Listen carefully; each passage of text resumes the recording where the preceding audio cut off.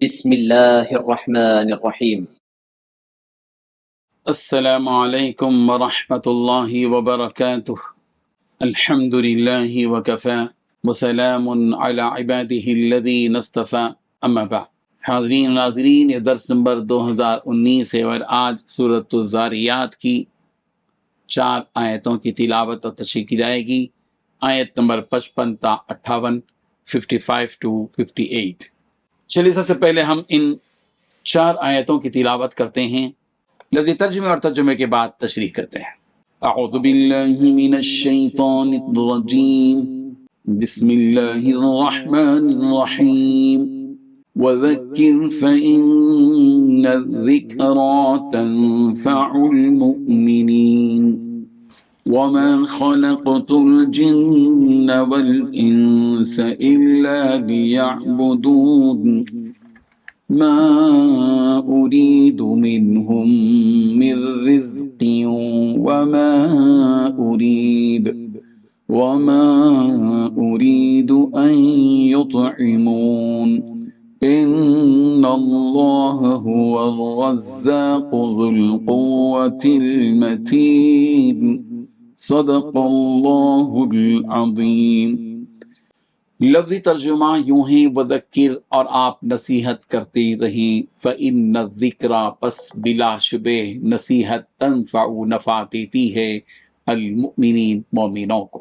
وما خلقت الجن، اور میں نے پیدا نہیں کیا جن، والانس، اور انسان، الا، مگر، لیعبدون، اس لیے کہ وہ میری عبادت کریں۔ ما اریدو، میں نہیں چاہتا، منہم، ان سے، من رزق، کوئی رزق، وما اریدو، اور میں نہیں چاہتا، ان یطعمون، کہ وہ مجھے کھلائیں، ان اللہ، بے شک اللہ، ہوا، وہی اللہ ہے، الرزاق، رازق، رزق دینے والا، ذو القوت المتین، قوت والا، نہایت طاقتور۔ ترجمہ یوں ہے، اور نصیحت کرتے رہو، کیونکہ نصیحت ایمان لانے والوں کو فائدہ دیتی ہے، اور میں نے جنات اور انسانوں کو اس کے سوا کسی اور کام کے لیے پیدا نہیں کیا کہ وہ میری عبادت کرے۔ میں ان سے کسی قسم کا رزق نہیں چاہتا، اور نہ یہ چاہتا ہوں کہ وہ مجھے کھلائیں۔ اللہ تو خود ہی رزاق ہے، مستحکم قوت والا۔ ان 4 آیتوں میں 5 باتیں بیان کی گئی ہیں۔ پہلی بات، اے نبی، آپ نصیحت کرتے رہیے، اس لیے کہ نصیحت ایمان والوں کو فائدہ پہنچاتی ہے۔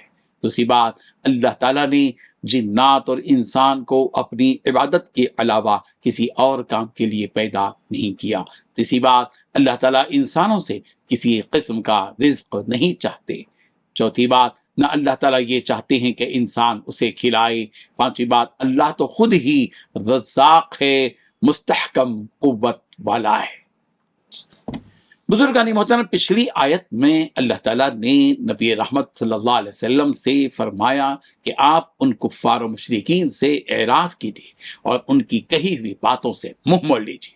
ان کے کیے کی سزا تو ہم انہیں قیامت کے دن دیں گے، بس آپ اپنا کام کیجئے اور ساری انسانیت کو نصیحت کرتے رہا کیجئے۔ تو جو ان میں سے ایمان والا ہوگا، اور اللہ تعالیٰ نے جس کے مقدر میں ایمان کی دولت لکھی ہوگی، وہ آپ کی نصیحت سے ضرور فائدہ اٹھائے گا اور ایمان لے آئے گا۔ اور جو فاسق و فاجر ہوگا اور جس کے مقدر میں ایمان نہیں ہوگا، وہ آپ کی باتوں سے منہ موڑے گا، اور جو آپ کی بات مانے گا وہ تو دنیا اور آخرت میں کامیاب ہوگا، اور ہم انہیں اس کا قیامت کے دن بہترین بدلہ عطا کریں گے۔ اور جو نہیں مانے گا وہ ناکام ہوگا، اور ہم اسے جہنم کی آگ میں داخل کریں گے۔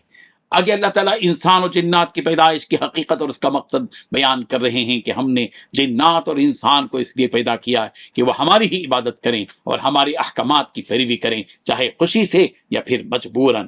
سورہ توبہ کی آیت نمبر 31 میں بھی فرمایا گیا، وَمَا أُمِرُوا إِلَّا لِيَعْبُدُوا إِلَٰهًا وَاحِدًا لَا إِلَٰهَ إِلَّا هُوَ سُبْحَانَهُ عَمَّا يُشْرِكُونَ۔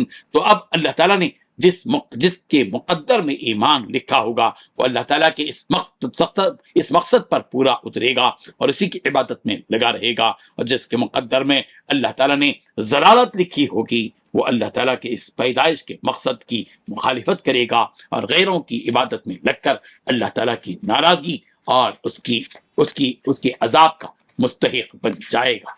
یہاں اللہ تبارک و تعالیٰ نے تمام مخلوقات کو چھوڑ کر صرف انسان اور جنات کا تذکرہ فرمایا، وہ اس لیے کہ اللہ تبارک و تعالیٰ نے ان دو ہی مخلوقات کو سمجھ اور فہم کی دولت عطا فرمائی ہے۔ اس کے علاوہ جتنی مخلوقات ہیں وہ ان دو چیزوں سے بالکل عاری ہیں، اور جن میں یہ دو چیزیں نہ ہوں وہ رب کے احکامات کو سمجھ نہیں پائیں گے اور اس کی حقیقت کو جان نہیں پائیں گے۔ اسی لیے اللہ تبارک و تعالیٰ نے ان دو مخلوقات کا تذکرہ فرمایا، جنات اور انسان، اور ان میں بھی جنات کے ذکر کو مقدم فرمایا۔